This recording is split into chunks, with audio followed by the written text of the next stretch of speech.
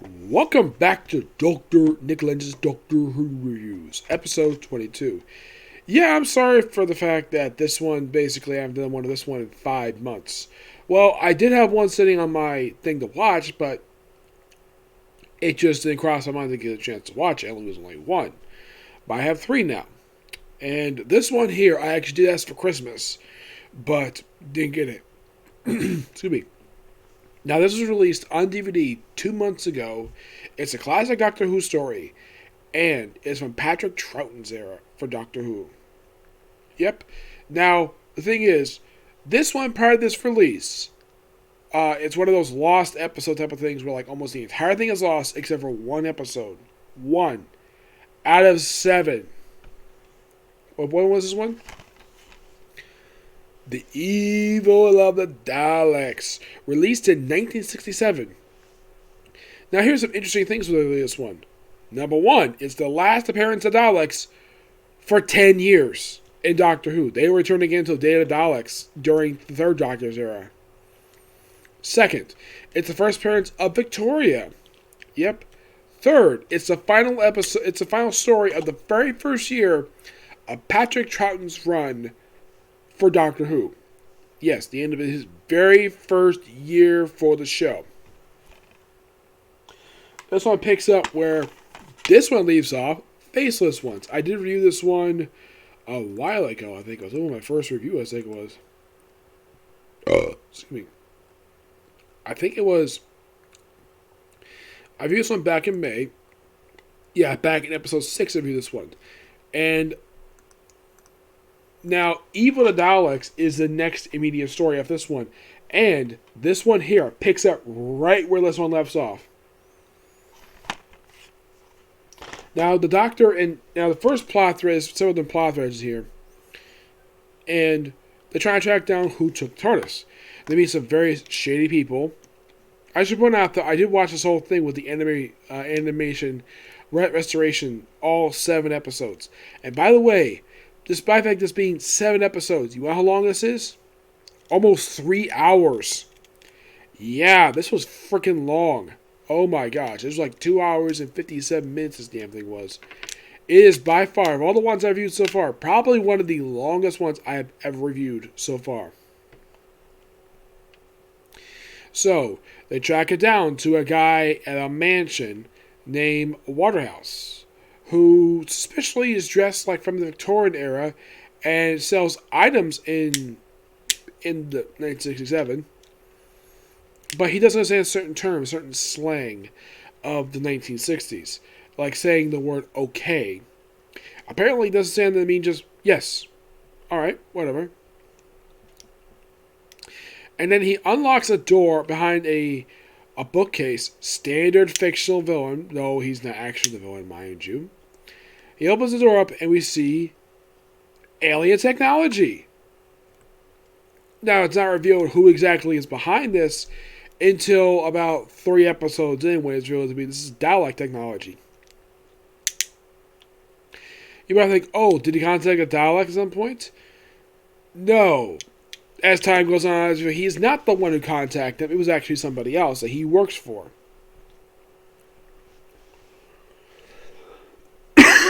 So, there was this guy who appeared in the earlier portion of this thing where he was suspicious of Waterhouse, and then he discovered the communication device, so a Dalek just shoots him. And the constable's brought in, wondering what the heck is going on. He of course, never seen it again. Perry is sort of like... That's his name, Perry. He's sort of like Waterhouse's assistant. So, he just does stuff for him. Various miscellaneous stuff. Goes to meet the doctor. Arranges an appointment.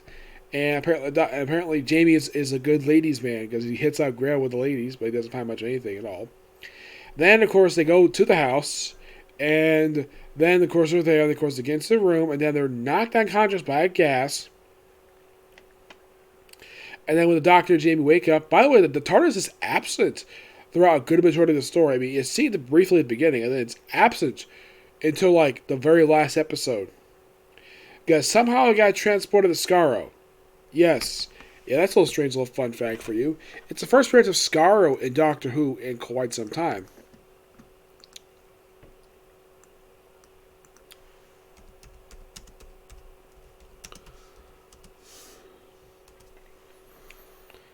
Yeah, I think this was the. I think this was the first one since.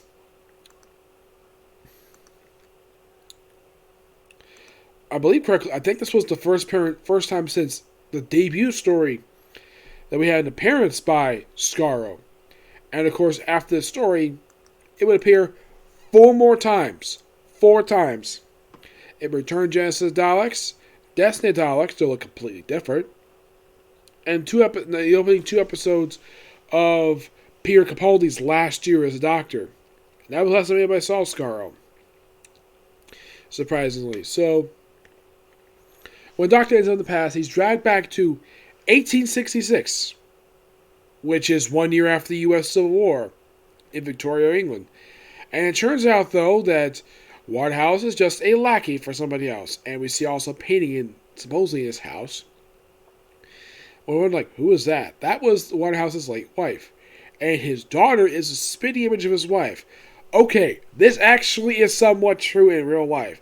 My niece, my 1-year-old niece, looks exactly like her mother, my little sister. That is perfectly natural for girls to look like their mothers. Obviously.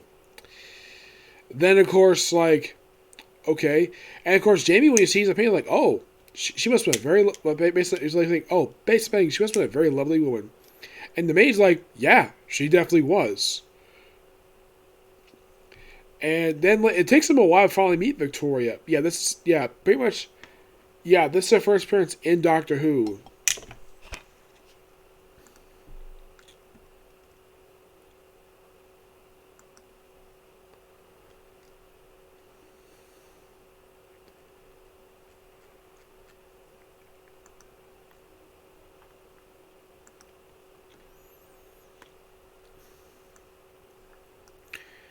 Yeah, Deborah Walting, who actually plays, well, Victoria. Yeah, her first story, and she's here for this episode here, and she's here for pretty much even for the, pretty much almost the entirety of the following season. She actually leaves in the, I believe, the final episode of the season. Actually, no, there's one more episode up. She lives in the penultimate episode of the season. Yeah, so I have a bunch of shenanigans, and of course you have a Turkish wrestler here who looks black. But that's why the animation draws it. So the Daleks do various things. So the Doctor is tasked by the Daleks to create the human fact to put into Daleks. Which he does by having Jamie stage a rescue for Victoria. And that's copied into 3 Daleks, and who the Doctor names Alpha, Beta, and Omega. Yeah, name these 3 after 3 of the Greek letters. 3 letters of the Greek alphabet. Yep.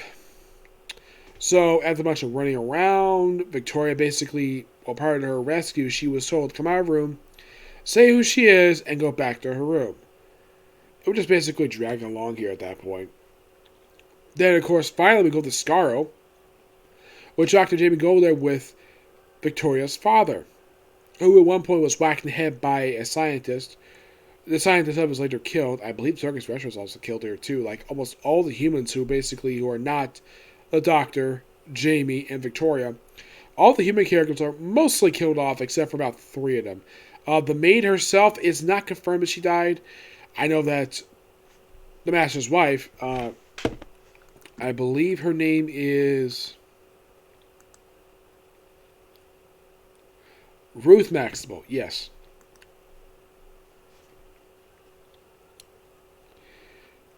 Yes. Ruth Maxwell, she goes off with Arthur Terrell, I think he's supposed to be someone's fiance. And they, of course, survive. They're never seen again. Yeah, they just go off in a carriage, and that's it for them. It's kind of like, okay, then why the heck would you bother to clue them in here for? Yeah, it's almost like half of the story. Let's basically take a half the cast for, like, No reason at all. And then, of course, we move to Scarro, which, like I said, is the first time since the debut of Daleks from their debut episode, The Daleks. Yep.